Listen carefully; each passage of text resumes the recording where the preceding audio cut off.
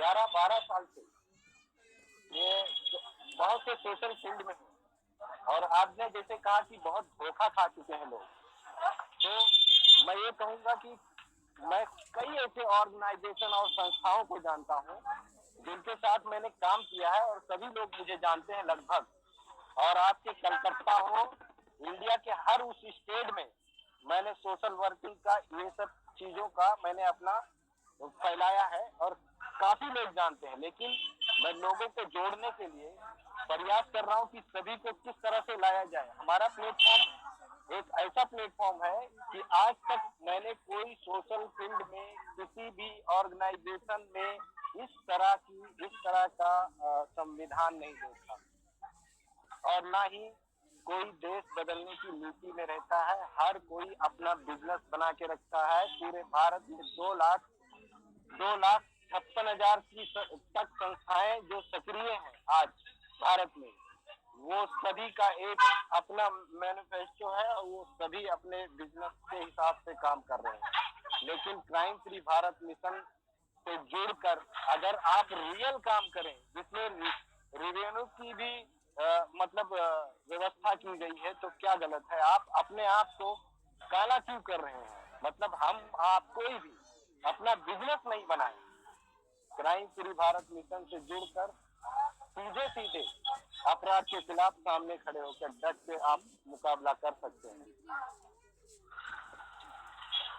असल में अफसर सर कह रहा था कि असल में बात ये, मुझे सुन पा रहे हैं अफसर सर?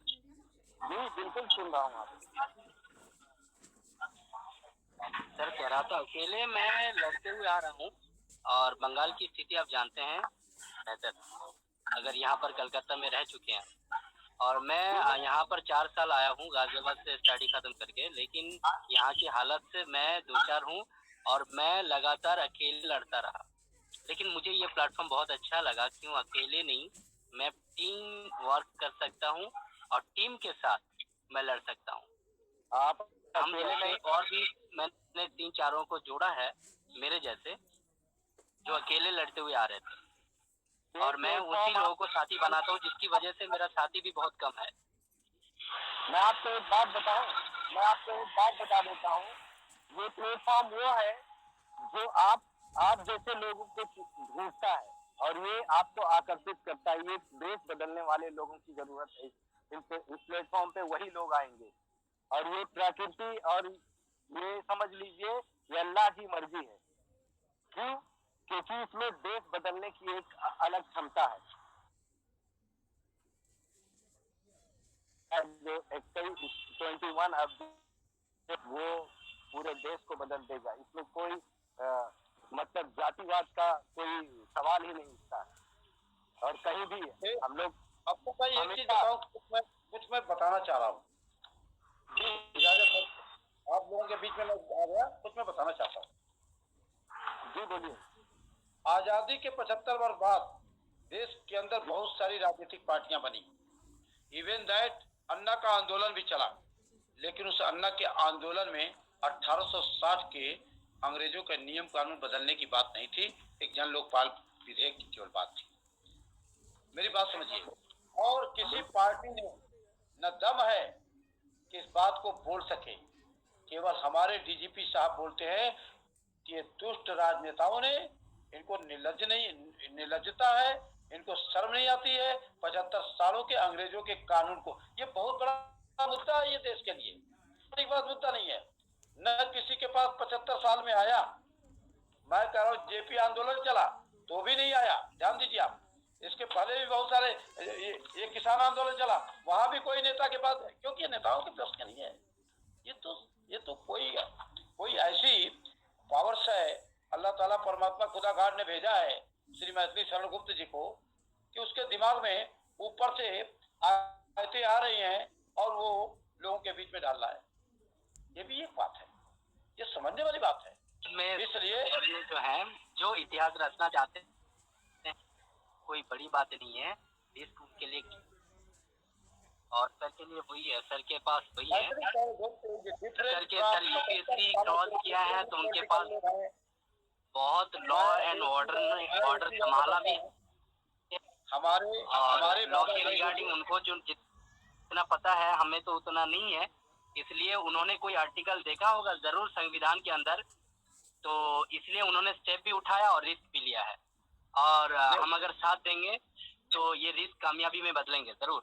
नहीं, ये आर्टिकल देखने का काम तो केजरीवाल भी किए होंगे, उनके साथ बहुत सारे लोग थे।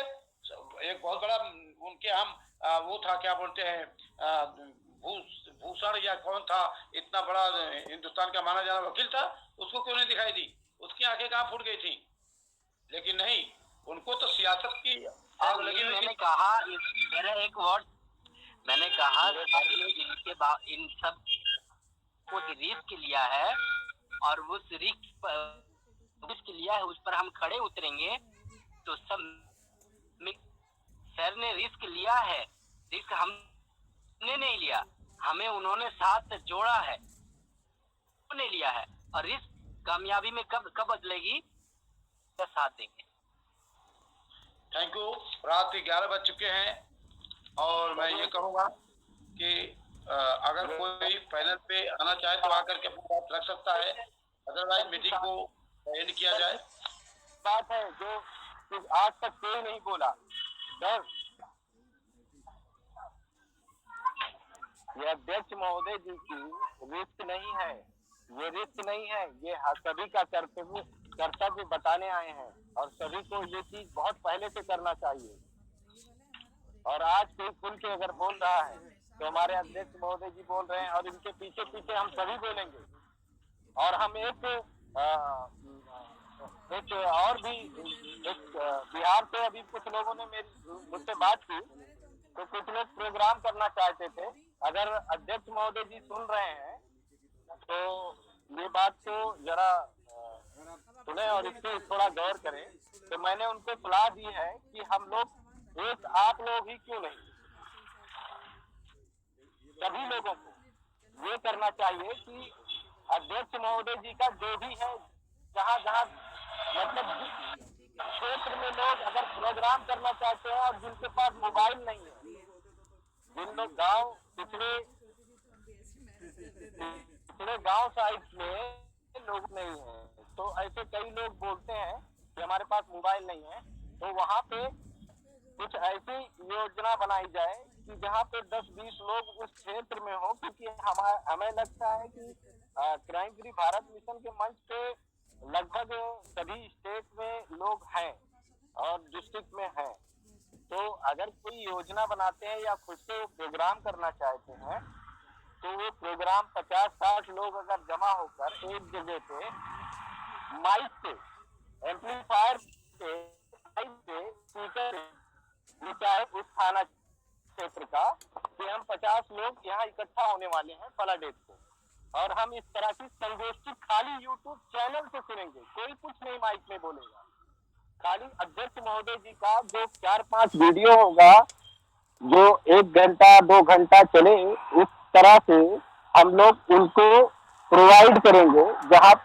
जहाँ पे अध्यक्ष महोदय जी का वीडियो वहाँ प्रोवाइड होगा और वहाँ लाइव 50-60 लोगों को दिखाया जाए। इस तरह की योजना हमें जल्द से जल्द बनानी चाहिए और हर क्षेत्र में अब नया कुछ तरीके से भी लोगों को इकट्ठा करके और इस तरह से हम लोग शुरू करें, वीडियो सुनाएं और संगोष्ठी कराएं, इसके माध्यम से लोगों को जोड़े और ये भी बताएं कि क्राइम फ्री भारत मिशन ये एक ऐसा मात्र प्लेटफॉर्म है जो आपके साथ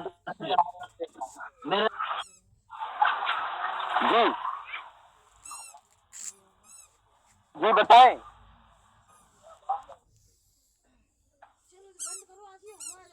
दरअसल बिहार से कुछ लोग 40-50 लोगों का एक प्रोग्राम करना चाहते हैं, बस तो हमने कहा है कि अगर आपको जरूरत है तो वहाँ परमिशन ले लीजिए और आप लोग माइक पे अगर चलाएंगे तो आप माइक पे चला सकते हैं और वहाँ पे संगोष्ठी करना है तो इसमें जो है अध्यक्ष महोदय का जो सही तरीके का वीडियो वो कृपया करके अध्यक्ष महोदय, जिससे लोगों को जिस वर्ग में हम सुना रहे हैं, जिस क्षेत्र में सुना रहे हैं, उनको समझ में आना चाहिए इस तरह का वीडियो हमें उनको प्रोवाइड करना चाहिए। बस यही बात मैं करना चाहता था सर, और बाकी लोग अपनी बातों को रखें।